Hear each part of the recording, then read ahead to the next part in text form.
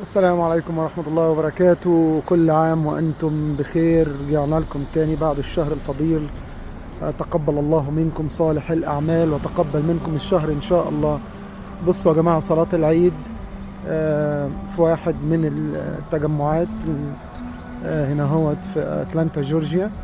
الجامع ده كان جنب البيت عندي، وكنت بصلي فيه الحمد لله يعني التراويح، وانا ملتزم بالجماعه معاهم. هم اغلبيتهم من الكوميونتي الهندي والباكستاني اهوت. وبعدين ادونا ميعاد هنا اهوت في الساحه ديت علشان صلاه العيد ان شاء الله رب العالمين. فنسال الله العلي العزيز القدير ان يتقبل منا ومنكم ان شاء الله.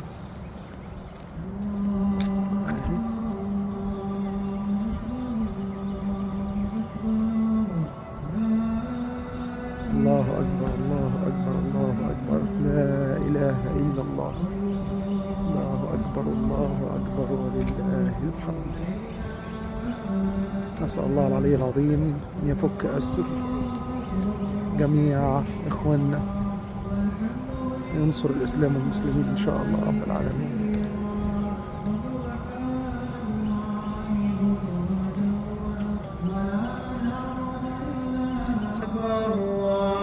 الله أكبر، الله أكبر، ولله الحمد. بصوا يا جماعة، ده السيت اب. السيدات هنا اهوت وحاطين حاجات تتشرب وكده، وهنا الرجال. إلا الله، الله أكبر، الله أكبر، ولله الحمد. الله أكبر كبيرا، والحمد لله كثيرا، وسبحان الله بكرة وأصيلا، لا إله إلا الله.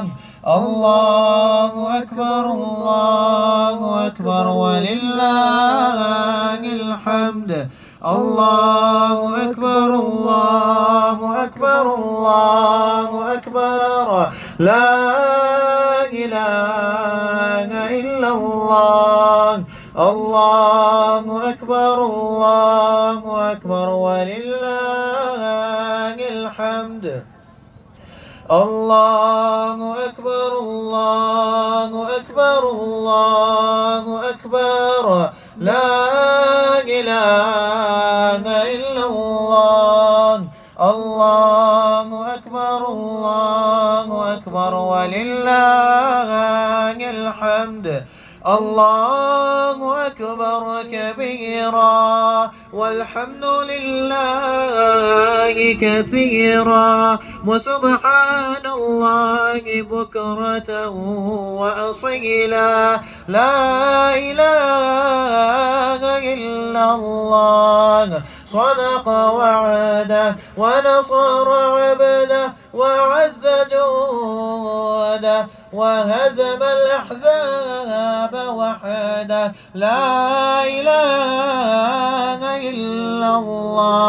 You get to your car, by then Allah is saying, I've forgiven everything. Today is your prize giving day. Today my reward to you is when you get back in that car, after when you stand up and get back in the car, Allah is saying, I forgive all of your sins. You know, when a child is born, there's a sense of happiness. There's a sense of happiness with that child. But you know, after we're done with the month of Ramadan,